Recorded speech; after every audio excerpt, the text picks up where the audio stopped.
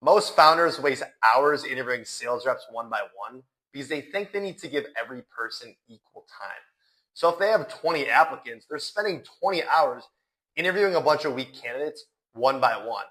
And I've worked with over 30 companies in 2025, and the ones who hire the fastest and build the best sales teams in the shortest amount of time use the same group interview system that reveals real behavior under pressure instead of rehearsed answers. So in this video, I'm breaking down the exact 8-step group interview framework that we use to actually interview strong reps fast, what to observe in the room, and how to score candidates objectively so you're hiring based on performance and not on gut feeling. And the real power of group interviews is that pressure reveals everything that resumes hide. When you bring even 8 to 10 candidates onto one Zoom call, you immediately see who dominates, who listens, who freezes under pressure, and who's actually able to think clearly in chaos. And anyone can sound good in a one-on-one interview or even a Loom video where they have time to rehearse their answers, but put that same person in a room with 8 other competitors, and suddenly their true nature shows. And you'll actually see who holds composure, who has competitive drive, who gets intimidated, and who stays focused. And this tells you far more about how they're perform as a sales rep than anything a background check or a Loom video could ever reveal. And if you're a B2B founder and you're building out your first sales team and you want to stop wasting hours on bad interviews, fill out the type form below in the description and we'll show you exactly what's breaking your hiring process. Now, before you run that group interview, you want to narrow your applicant pool to your top 8 candidates. What you're looking for is alignment with your business, which means they should have the ideal sales experience in your industry or vertical, and realistic expectations for the role. And if you run a B2B SaaS company, you ideally want people who have sold SaaS or B2B before because they already understand the environment that they're stepping into. And this doesn't mean that, maybe someone from solar and insurance can't perform, but there are reps who have been in one industry for 10 years and they simply struggle to adapt to anything else. And those are usually the hardest to retrain. So prioritize candidates who already understand exactly what they're walking into and have more experience in the actual industry that you're looking to hire in. Now, once you've chosen your top 8 candidates, schedule a 1-hour Zoom interview. And before the call, prepare 3 to 4 questions for each candidate. But here's the critical part that most people forget is you don't want to ask the same question in the same exact order. Instead, you want to jump around the room and ask different questions to different people.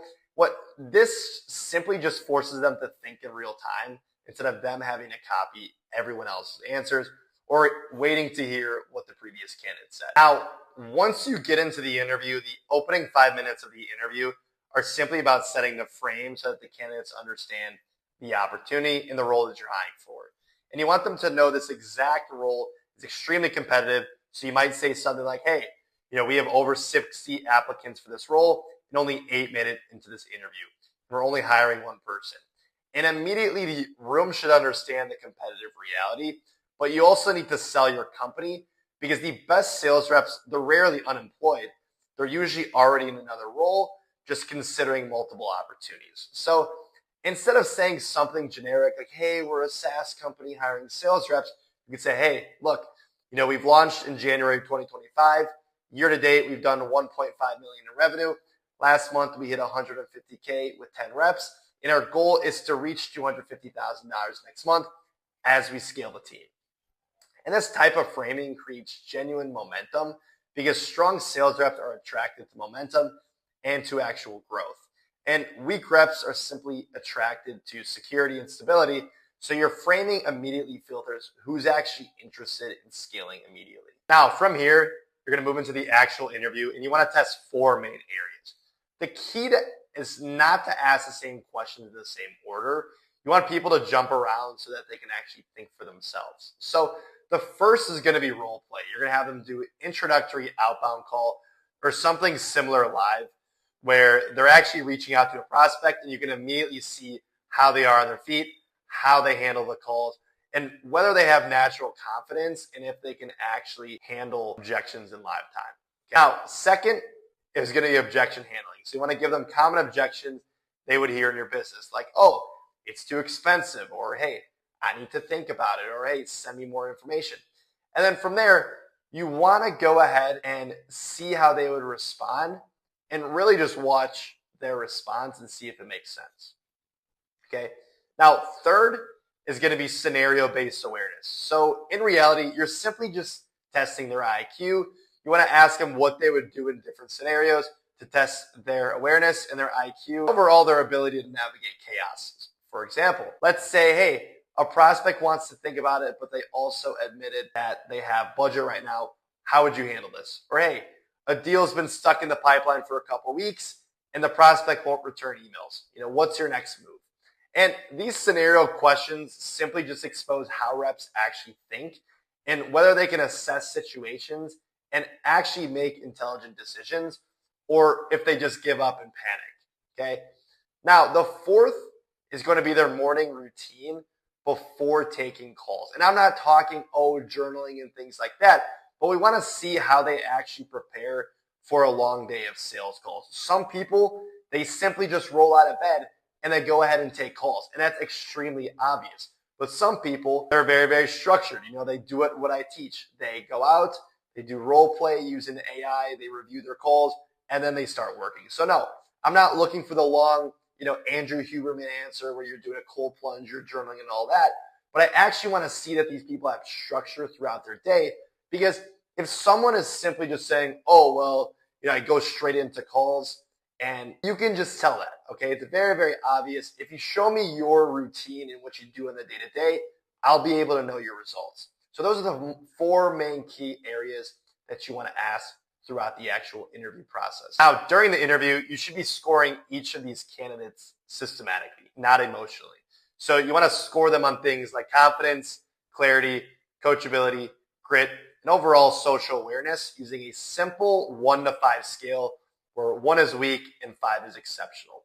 And this makes your hiring decision way more objective because you're not just remembering who talked the most or who seemed personable. You're actually measuring performance across defined criteria. And after the group interview ends, close by keeping it simple and high status. Like, hey, we're going to go out and select 2 to 3 candidates for a one-on-one interview. If selected, you'll hear from us within 24 hours. If not, I'm going to shoot you over a text as well. Now, after the group interview, you simply just want to review your notes and choose 2 to 3 candidates based on your scores. And then you're going to interview them one-on-one. And on the one-on-one interview, this isn't where you're going to go ahead and do objection handling and things like that. You've already got that out of the way. These 2 to 3 people, you already know that they have a solid base. Now you want to figure out who's going to be the best fit. So you're going to figure out, okay, cool. Number 1, what are you looking for specifically? Number 2, what hours can you put towards work? And number 3, just see what their coachability is like. Because a lot of times on these calls, you'll figure out that, yeah, this person might be a good fit, but they already have a position and they're not willing to make the transition. They just want a little sliver. They want, let me hop on calls for an hour. And for most of you, that shouldn't be okay. So this one-on-one interview is really where you figure out their personal details to see if they're going to be a good fit for your team based on their logistics. And group interviews reveal who can actually think clearly under pressure. That's exactly what separates reps who scale from reps who plateau. So if you're a B2B founder scaling a sales team and you want help building the hiring, training, and management systems that actually keep reps producing, fill out the type form below in the description and we'll review your entire sales infrastructure.